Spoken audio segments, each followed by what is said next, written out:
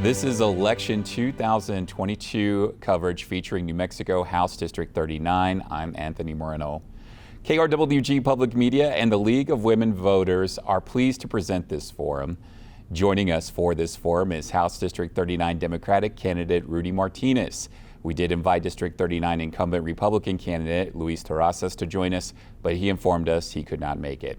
My co-moderator for this forum is Galván Nash with the League of Women Voters of Southern New Mexico. The rules for this forum are simple. The candidate has up to 90 seconds to answer each question and should not mention his opponent in the answer. Let's get started with the first question. It has to do with public safety. Mr. Martinez, public safety has been a concern for many New Mexicans in recent years. What are some state legislative initiatives that you would support to improve public safety in New Mexico? Please explain. Thank you for that question. Public safety is also very important to me as a former mayor, having to run a police force. One of the things that has come about recently is to defund the police. I think that was a misnomer. That phrase really upset a lot of people. I am not in support of defunding police departments. In fact, we need to provide additional funding for each department, whether it's the smallest department in the state to the largest, so they can do their job efficiently and safely, and more important, the safety of the citizens, so they can be feel safe, and also the police have the adequate funding and the tools to provide the safety of our public. Okay, thank you very much. We'll now move on to our second question from our co-moderator, Galván Nash. Thank you. Mr. Martinez, some have criticized New Mexico for not doing enough to address mental health in our state. There are limited state-run facilities available to serve a very large, diverse population and that faces economic challenges. What are some of the top things that state lawmakers can do to improve mental health resources in our state? Unfortunately, in the past, our mental health system was pretty much decimated. This administration is providing large numbers of funding to bolster the mental health, behavioral health, to increase the access to those services. With that given, I believe that it's not going to be overnight that these services will be provided for access to those services. But I think as we move along, we are investing more into providing behavioral and mental health. Thank you very much. Okay, Mr. Martinez, there is a saying, as you may know, water is life. As New Mexico continues to face a historic drought, experts are warning of a future with less water being available. What can state lawmakers do to ensure our water supply is available for future generations to have enough of this precious resource?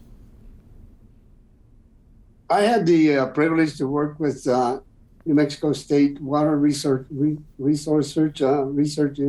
Institute, providing funding so they could do their research and have an actual data of how much water we have in our aquifers. There's data in our surface water, but we need to invest more funding to provide the data that's needed so we can protect our waters. Also, we need to invest in conservation programs across the state. We also need to invest in protecting our water, and our unfortunately the lack of snow is one of our issues. So we need to make sure that we protect our forests as well, where that's some of the water that comes into the state. Certainly, like you mentioned, water is life. But we need to make sure that we have adequate water for the future and for our future generations. Okay, thank you very much. Thank you. New Mexico continues to struggle with child well-being in the state, And the state did create an early childhood education and care department to take on that issue. What do you think state lawmakers can do to address ongoing issues facing the well-being of our children? I was in office when the early childhood program was instituted in the investment of $500 million. But I believe that we need to continue investing in those programs so we can provide the adequate education and well-being of our children from birth to 12th grade. It's a difficult situation because how do we provide and attract the providers that will provide for our children? It's one of those issues of, is there enough funding to attract those individuals? But we need to continue investing in those type of programs. Okay, we're going to move on to another question dealing with education, Mr. Martinez. Education, as you may know, continues to be a challenge facing New Mexico. What are efforts you would support to improve education in our state?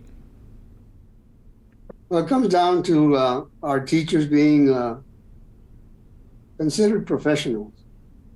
That's one key thing that we need to make sure that we head in that direction. Our teachers are professionals and they should be treated as such. Here lately, the governor provided a significant increase in teacher salaries, but I just don't think that's enough. We need to invest even more to retain our teachers and attract teachers from within the state, or if need be, from out of state. Teachers are being tasked with a huge responsibility, and also we need to work on making the class sizes smaller so the teachers can be effective and provide the quality education that our children need to be provided with. Okay, thank you. This is sort of in the same line of thinking. School staffing shortages are impacting many communities in our country. What do you think New Mexico lawmakers can do to ensure that our state will have enough teachers now and in the future? Well, that's a kind of like a double issue. We need to invest in our teachers to provide them adequate wages and adequate facilities so they can provide the quality of education that we need. We also need to invest in our universities so they can attract individuals to go into the teaching field. We not only have to consider the teachers, but we need to invest also in the auxiliary services that we provide, janitors, the teachers' aides, and those type of positions to be able to provide the help for the teachers and also for our children that will be provided with adequate or quality education, because our children are our future. Okay, thank you very much. We're going to move on to another question. This has to do with New Mexico's workforce, Mr. Martinez. New Mexico's workforce, as you may know, has been challenged as the state has been losing its working age population. What are some things that state lawmakers can do to help keep working age people in the state?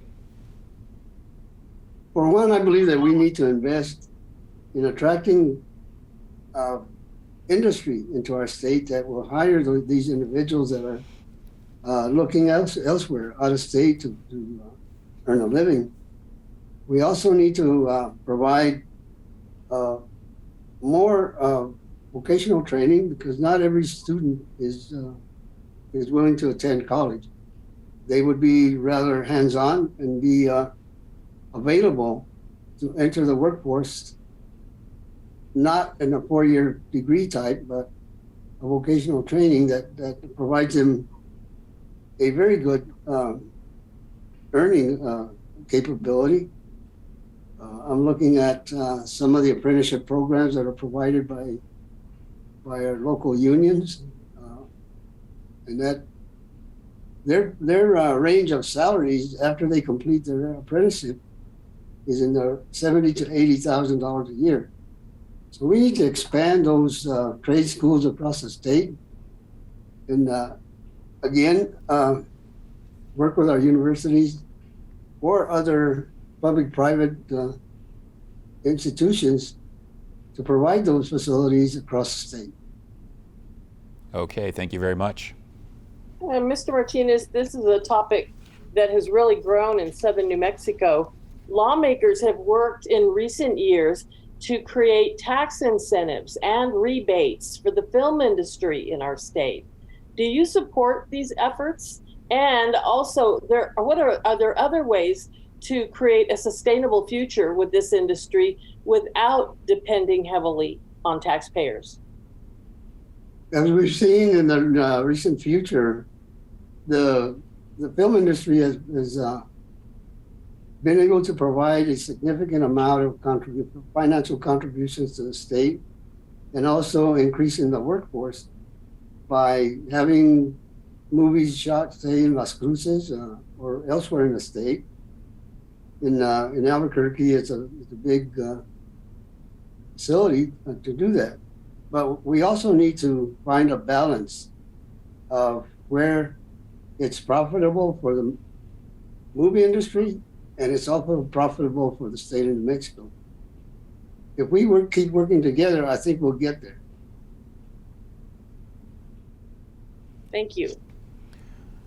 All right, Mr. Martinez, as you know, lawmakers in New Mexico do not get paid a salary. They do receive per diem for help with travel expenses, but do not make a salary. Do you support efforts to pay New Mexico state representatives and state senators a full-time salary? Yes or no? I would have to really study the issue as to what the level of pay would be for legislators.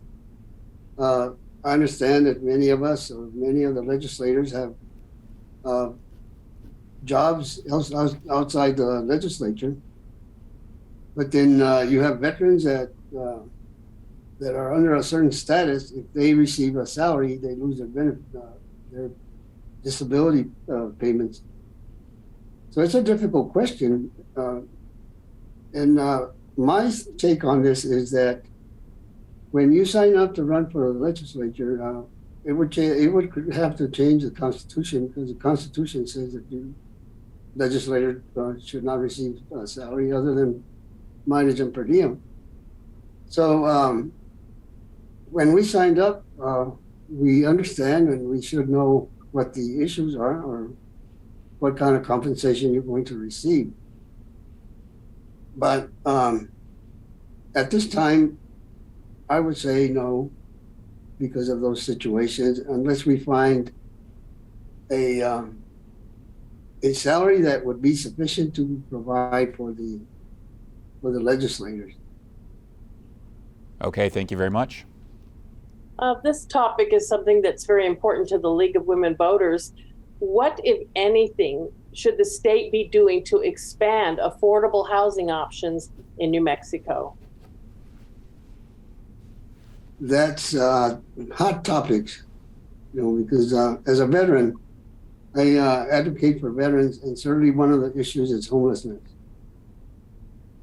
Some of the smaller communities cannot afford to provide adequate housing for those individuals that may have lost their homes due to financial situation. But we need to find some kind of avenue to provide those housing projects, or whatever you want to call them, to provide the housing on these people that are homeless. And it's not just the homeless, it's some of these individuals that are low income, and it's either a choice of paying for rent, paying for food, or paying for medication. So it's one of those issues that's very complex. Take, for example, the City of Hope in Las Cruces. They've done a wonderful job, but there's still an increase in homeless people in Doña Ana County. as well as any other county. And I think there needs to be a partnership between the federal government, the state government, and the local municipalities to provide some sort of program to provide homes for these individuals. Okay, thank you very much. We're moving on to the next question. New Mexico taxpayers spent at least $220 million to build and support Spaceport America. Do you feel New Mexico taxpayers are getting a return on this investment? Please explain. I have had the opportunity to visit the spaceport and what they're doing recently. Other companies are moving into the spaceport and doing their testing of whatever they need to do. So there is a significant income coming from the spaceport as revenues to the state. Sometimes we don't understand or we don't hear about what is actually being done as a spaceport. So we need to, I guess, make it more public about what is actually being done as a spaceport and how much revenue is coming into the state. Okay, so do you feel that the New Mexico taxpayers are getting a return on their investment? Yes or no? I believe the taxpayers of New Mexico are getting some, maybe not the entire investment that was made by the state. But as I say, it's a growing business, and I think eventually it'll be a very lucrative venture. Okay, thank you very much. We're now going to move on to our next question. Representative Martinez, would you support a constitutional amendment to place redistricting in the hands of an independent commission? Why or why not? I believe it's time for some type of change in our redistricting process. So I think a commission would be the way to go to redistrict our responsibilities across the state. I think it's in due time that we do change the process of how we're doing it now. Okay. Okay, Mr. Martinez, I have a question about the New Mexico legislative system. Do you support extending the length of legislative sessions beyond the current 30 days in even years and 60 days in odd years? Why or why not? I believe that the time frame of extending the time that the legislature is in session should be extended. Say on a 30-day session, which is primarily for our money issue, financial issues. In 30 days, you really can't do much as far as thoroughly vetting and making sure that the budget is being done adequately. 60 days, you have a little bit extra time, but the number of bills that are presented during a 60-day session is extreme, over 1,000 bills. And to try to learn every bill and make decisions on the bills is kind of difficult. It's challenging to the legislators. And as I mentioned, 30 days is even worse because it has become practice that our 30-day session, which is supposed to be the budget bill, there's many other bills that are presented then. Of course, many of them have to be approved by the governor. So I think that an extension of time would be healthy for the legislature. Well, also following up on the legislative process, what, if anything, should be done to make the legislative process more transparent to citizens? Could you explain your answer, please? I think right now the process that's in place is somewhat transparent. Opportunity for our citizens, they can view it online or they can visit the Roundhouse. But sometimes, sometimes the issue of a bill becomes so complex that it's hard to understand what the intent of the bill is. But we need to make sure that transparency is one of our priorities as far as legislation and whatever other business is being conducted in the roundhouse. Thank you.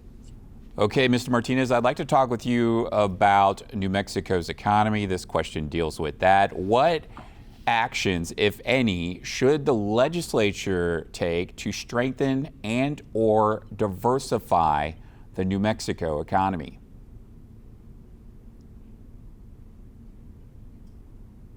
Currently, I think this administration has invested a significant amount of money in many ventures. For example, the increase in pay for the teachers, attracting businesses that are coming. Unfortunately, it's not coming as quickly, and I believe Santa Teresa is a prime example. They're one of the largest areas that are providing very large amounts of tax revenue for the state. Many people don't understand that Southern New Mexico is providing that. We need to expand our trade with our neighbors. My understanding is that the international trade with Mexico is primarily in the agricultural arena, but we need to just provide avenues for outside companies or industry to come into the state. And since I come from a small community, provide options to bring industry to these small communities. I understand the labor force is a big plus in the large cities, but certainly it would open up avenues to provide options for continued economic growth, and of course. Okay, that is our time right there. We're going to move on to the next question. Thank you, Representative Martinez. What are your thoughts on public versus private prisons, as well as detention centers? Can you tell us how you feel about that? I'm not a huge supporter of the private prisons because it's a huge burden to the state by having to pay those contracts to the private prisons. As we have seen, the number of individuals that are being housed in the private prisons versus the state prisons. The drawback of private prisons, you don't seem to comply with all the regulations and the care of the inmates. That's one of the reasons that I'm not totally supportive of private prisons.